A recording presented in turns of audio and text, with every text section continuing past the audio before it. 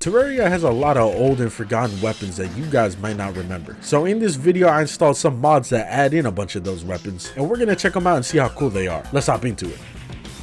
Alright, we're here checking out the forgotten Terraria weapons. Now sadly, I couldn't find any mods that add in the Ice Morn, the Scythe, all that stuff. I just couldn't find anything. Don't even know if you're legally allowed to add those weapons in. But thanks to some mods, I was able to find some of them. And believe it or not, there's a little bit more than you think, specifically on this chest to the right. But we'll check that chest out later. We are starting here with a bunch of the console, 3DS mobile weapons, whatever you want to call them. We got a good assortment. From the Consolaria mod, that's what all of these are from. Shout out to Consolaria mod, man. Adds in a lot of good content from previous versions of Terraria into the current version of T Mod Loader. And it also not only adds them in, but it updates them. It updates their attacks, their sprites. It just makes everything cohesive and nice. So some of these might not have their OG attacks, but I think that's fine because honestly, some of their OG attacks probably wouldn't fit in modern day Terraria. I also have the Zappinator here. I know that this is in the current game, but the Zappinator used to just be, you know, a little exclusive 3DS version weapon that I believe they used to like insta-kill bosses and enemies. But yeah, let's get to it. We're starting with some of the melee weapons here. We got the Tazona. The Tazona, cool, awesome name. A lot of these actually got really cool names. Tazona, the Tambogiri, Sharanga, I'm probably pronouncing them wrong.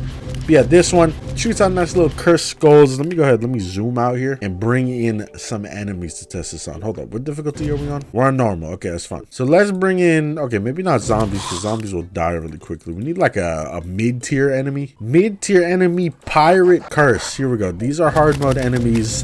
And the Tazona, I believe, is a hard mode weapon. It does 100 damage by default, so it's got to be pretty decent. But yeah, after that, we got the Tambogiri, a legendary Japanese spear coated in venom. Oh my god, this thing's got some length to it. But yeah, like I said, the sprites are updated. There's attacks that are probably added in from Consolaria. Consolaria does a lot of stuff like that. For example, it gives some of the bosses that are added in, like Lepus and Tokor, it gives them new attacks, obviously, for things like Expert Mode, Master Mode, whatever. Because if we're being honest, the OG stuff, some of this OG content was really just filler content that they added in to the you know, console 3DS mobile version, whatever you want to say, and a lot of it really wasn't that fleshed out. But yeah, this is another hard mode weapon. You know what, why not? More pirates.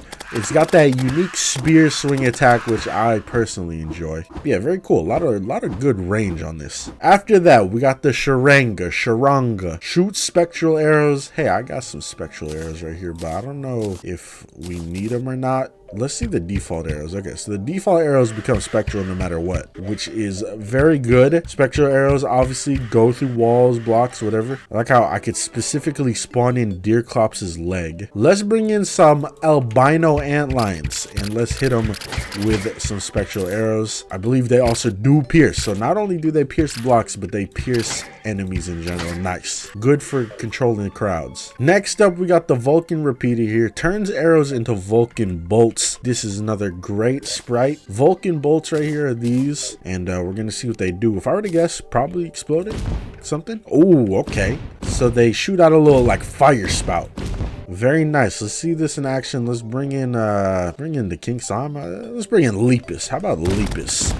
And let's go ahead. Let's see the Vulcan fire bolts, whatever you want to call them, in action. Not bad. That is a pretty hard mode boss though, and I believe the Vulcan repeater is a hard mode weapon. It's fine. Speak about Lepus. We got an egg cannon, which drops from Lepus. This simple weapon is kind of like the snowball cannon, but shoots eggs and you don't need ammo. Let's bring out the King Slime. Pre-hard mode weapon versus pre-hard mode boss. It really is just a slower, I wouldn't even say weaker. I think the base damage might be better than the snowball cannon, maybe. But the fact that you don't have to use ammo and it's a ranged weapon is very nice. Let's move on to another pre-hard mode weapon here, the Roman Candle. Now this is actually a mage weapon, even though it definitely looks like a ranged weapon, and it works just like a Roman candle would work IRL. If you've ever shot one of those during like 4th of July or some other celebration.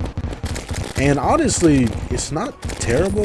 The damage itself is kind of weak, but it does shoot a lot of projectiles everywhere. All right, next up, before we go over the holy hand grenades, which I recently did a YouTube short about, we got the special arrows here. We know what the spectral one does. Goes through walls and stuff, but very slow. We saw the Vulcan ones. These ones can actually probably be amazing. Hold up, let me get like the tsunami. Imagine the tsunami with some bolts like this. Oof. Or what about even the Daedalus? You could create some dangerous combos. I don't even know where the arrows are. Where are they? Oh, yeah, there's something above me. I forgot about that. That's honestly an underrated feature about the Ranger class, is how you can really mix ammo and do some crazy stuff with some of them. But yeah, last up, we got the heart arrows. Has a chance to stun enemies on hit. So let's go ahead and let's see these. I wonder what the stun looks like. I don't know. Do they just like freeze in place? Okay, they freeze in place. They got the little hearts around them. It's like in Pokemon when you get immobilized by love and you can't attack. Last up here, we got the holy hand grenades. These are obviously dangerous. They break stuff. I gotta go somewhere where I would not mind stuff being broken, and this is the world I play in all the time, so I kind of mind a little bit everywhere. Let's take it underground. I'm gonna turn on a little bit of light. So we got the regular one, which it does exactly what the holy hand grenade does. Go ahead, hit the hallelujah. Beautiful. And then this one, I don't know what the difference is. I think this one might be able to duplicate itself and infinitely explode, maybe. Oh, I'm still in this car. Yeah, look at that.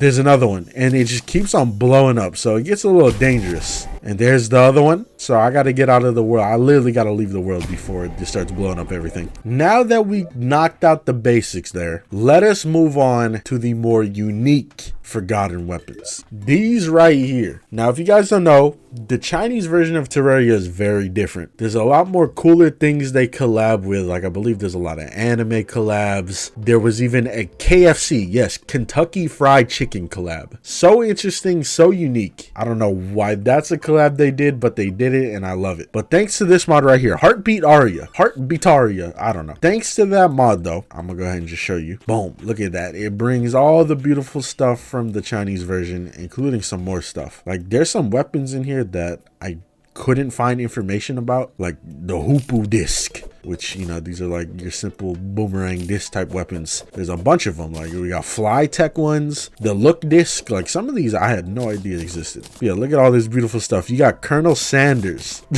If we want to roleplay as Colonel Sanders, there we go. They even got a bunch of goofy mounts. For example, where's that KFC car mount? Oh, there you go. KFC delivery scooter. Yeah, a lot of cool stuff from the Chinese version. The couple of weapons I found information about were these 5. On one of the wikis I was reading, it said it added in like 2 swords, and then there was 2 disc weapons, and then we got the KFC chicken drumstick. I don't think these do too much. I think these are very like basic weapons and more of just like, hey, here's a collab, we added in items. As you can see, both of these swords, I mean, they're still decent. If you get them like early game, it'd be nice to use. And then you got this, the Baidu Tieba. I don't know what letters or characters those are. We got this disc though, remnant from the Baidu Tieba posting culture. Look at that, we're throwing a bunch of smiley faces. Can make for some decent range weapons. Actually, the damage is not that good at all. We got the Pururu disc. This one also just a simple